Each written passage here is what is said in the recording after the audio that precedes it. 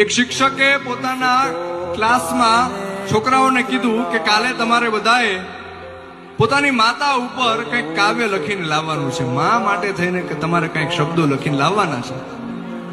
બધાએ છોકરાઓ બીજા દિવસે પોતાની નોટમાં પોતપોતાની રીતના કંઈક કાવ્ય લખીને લાવ્યા, કોઈ કંઈક શબ્દો લખીને લાવ્યા. પણ એક છોકરાની નોટ છે એમાં કંઈક વિચિત્ર જોવા મળ્યું. એમાં આખી એબીસીડી લખેલી હતી. છોકરાએ A to Z આખી એબીસીડી લખેલી. તો શિક્ષકે એ છોકરાને ઉભો કર્યો અને પૂછ્યું કે ભાઈ આ શું છે, આનો શું મતલબ? અને ત્યારે છોકરાએ જવાબ આપ્યો કે મને ભાષા શીખવાડનાર, મને બોલતા શીખવાડનાર મારી મા માટે થઈને હું શું લખી શકું, એટલે મેં આખી એબીસીડી લખી દીધી છે.